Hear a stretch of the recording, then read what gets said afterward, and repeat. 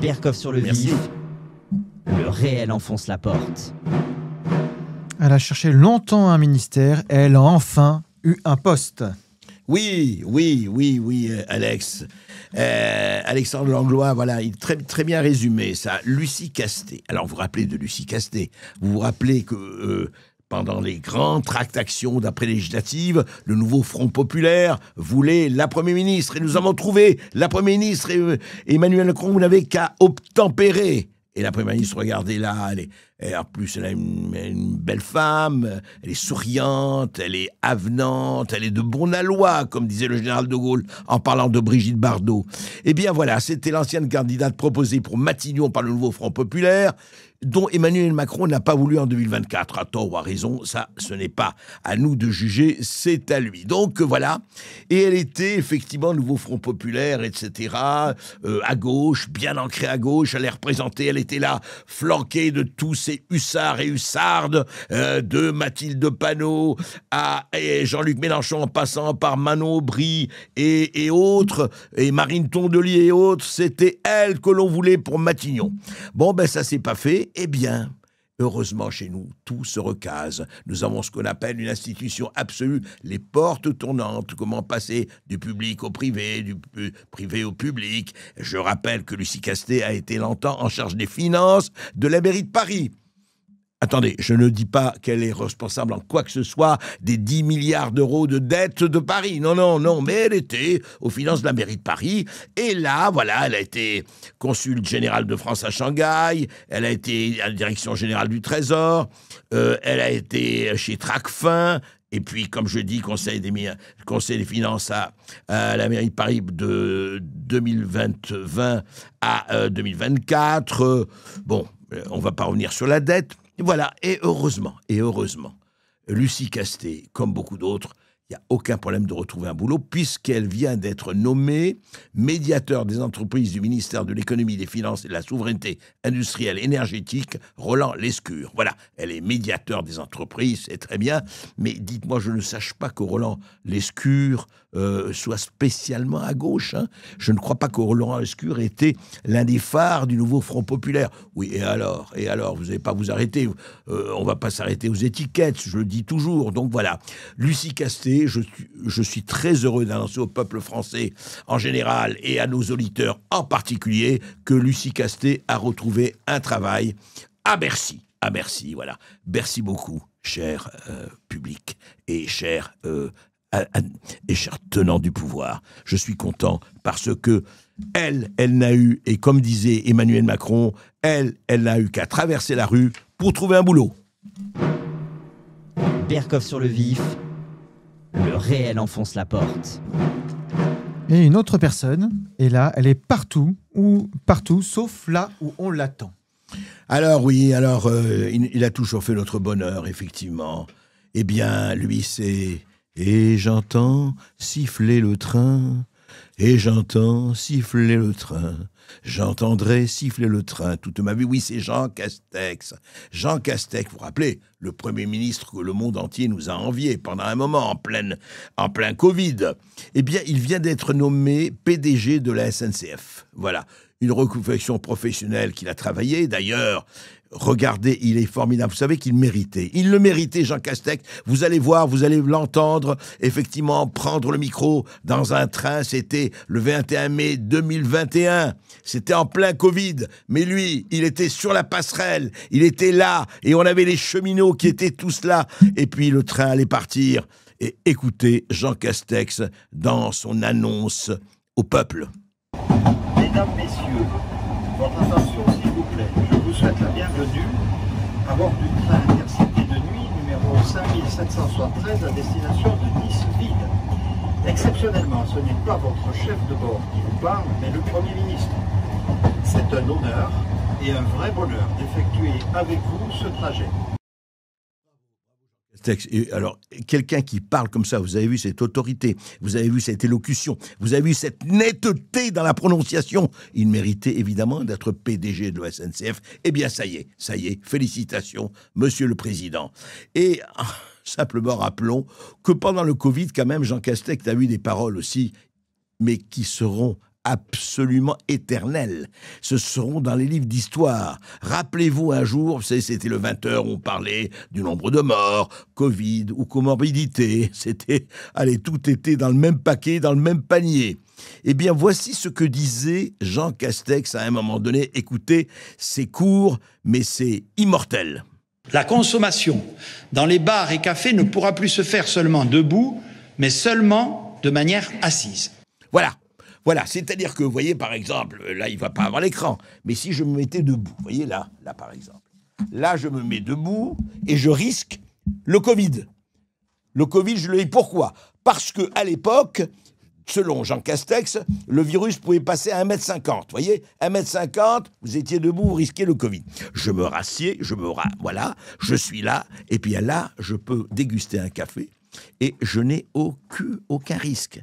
C'est fabuleux, hein. Ça a été l'une des innombrables paroles qu'on a eues entre 2020 et 2021, qui resteront dans le musée, hein. Je ne dis pas le musée des horreurs, mais le musée de la parole.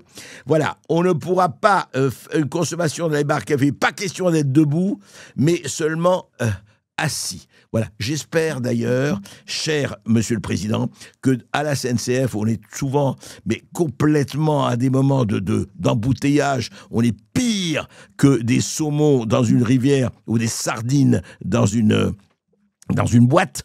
Eh bien, j'espère qu'on sera tous assis en permanence et pas être empaquetés entre deux wagons. Jean Castex, merci et encore une fois, félicitations. Berkoff sur le vif, le réel enfonce la porte. Et nous avons quelqu'un qui essaie de concurrencer Tintin, qui va en Amérique, au Congo et un peu partout, et quelqu'un qui lui fait concurrence en 2025. Oui, c'est vrai, c'est Anne Hidalgo, la merveilleuse Anne Hidalgo que nous aimons et que nous adorons. Eh bien, elle voyage beaucoup, Anne Hidalgo, et voilà, c'est bien, elle va à Tahiti, elle va partout. Eh bien oui, mais c'est la mer de Paris, hein, la capitale du monde, pratiquement. Et là, elle est où ? Elle est à Gaoui. Elle est au maire de N'Djamena, Paris N'Djamena, voilà, un grand pacte d'amitié et de coopération qui vient d'être signé. Et écoutez, elle était là il y a 2 jours, et regardez, c'était bien, au bon sens du terme, folklorique, sympa, très cordial. Regardez.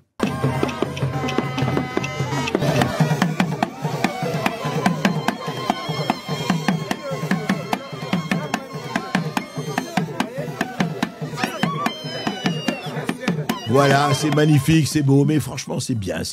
Moi, je suis content quand nos édiles vont un peu partout comme ça, et puis qu'on les reçoit bien, très très bien. Mais alors, ensuite, donc, Anne Hidalgo fait un discours, voilà, sur le Tchad, justement, où elle est, et voici ce qu'elle dit.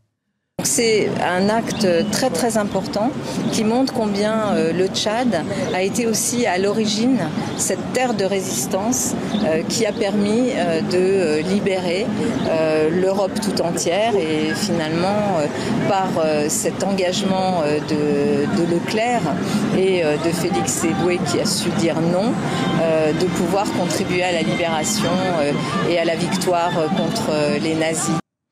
Alors, c'est très bien de dire ça, mais peut-être un peu hypertrophié, chère Anne Hidalgo. Alors c'est vrai que le Tchad a été le premier territoire français à se rallier à la France libre du général de Gaulle dès le 26 août 40, sous l'impulsion de Félix Éboué du gouverneur.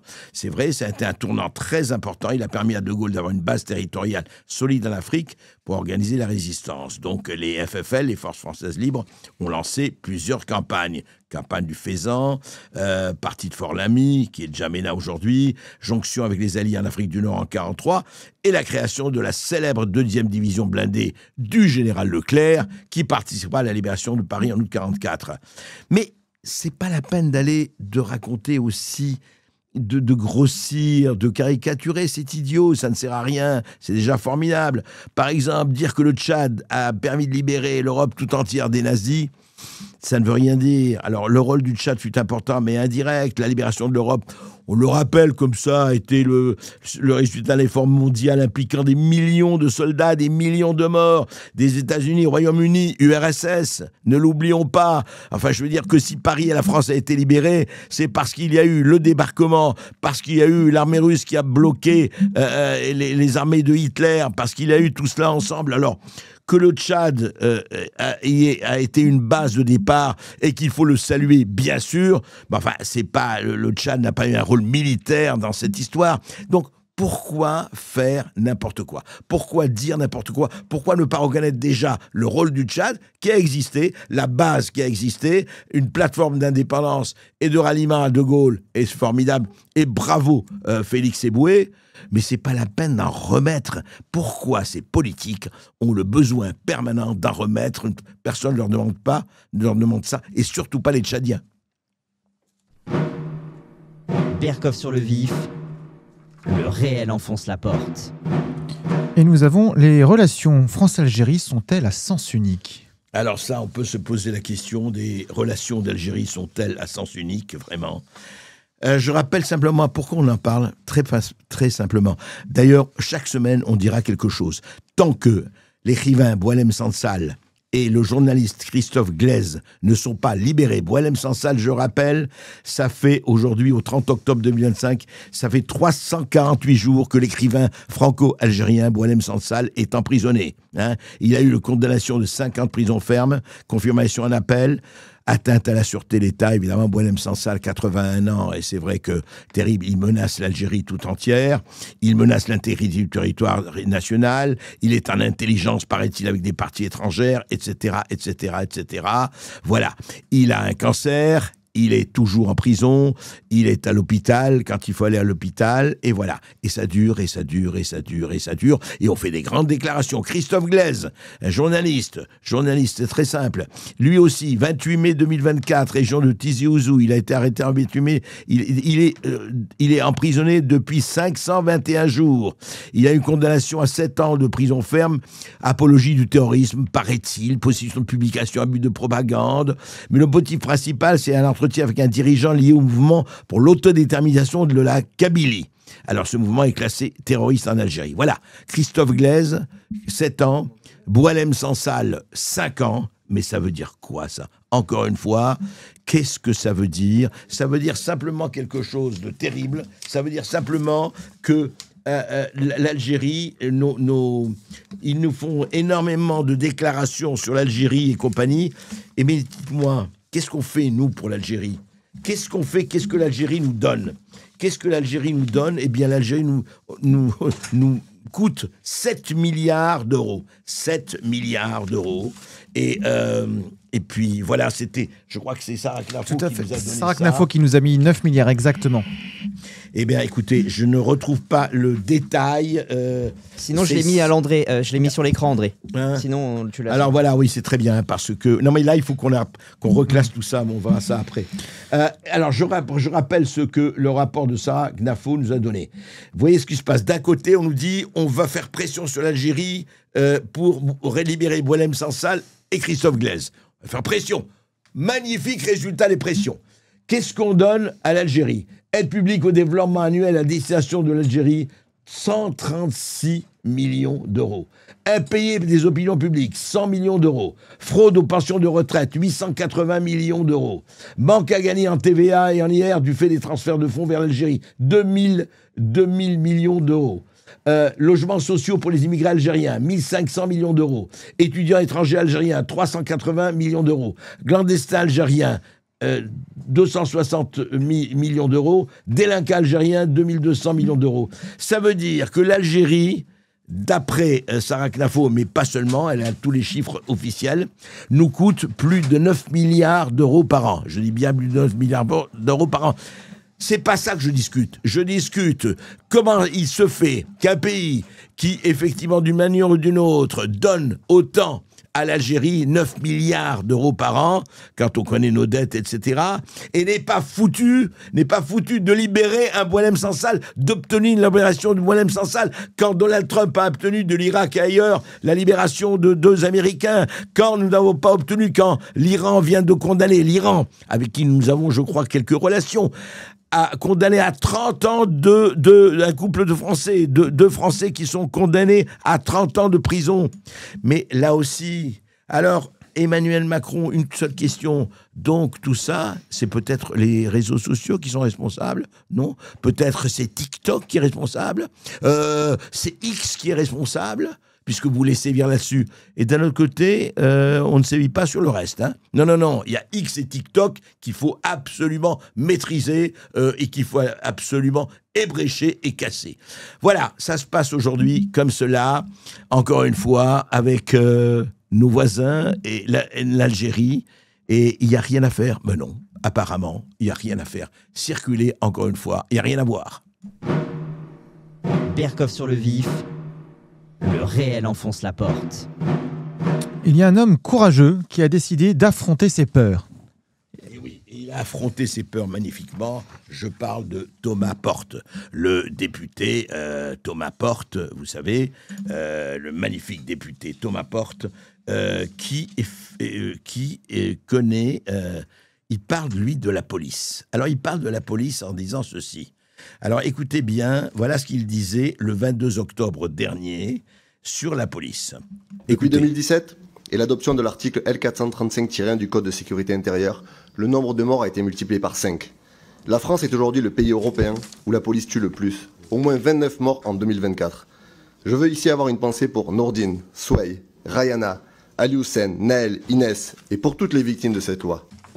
Oui, toutes les victimes de cette loi, effectivement, il a une pensée pour eux, mais, je rappelle quand même que Thomas Porte, effectivement, je rappelle, qu'il a écrit sur son compte Facebook aussi, le 28 octobre, je crois, voilà, on l'a, écoutez bien, voilà ce qu'il a mis sur Twitter, la police tue, absolument pas la police tue avec un point d'interrogation, pas la police tue avec 3 points de suspension, la police tue. C'est juste factuel. Entre 2020 et 2025, 562 personnes sont mortes après une intervention de la police.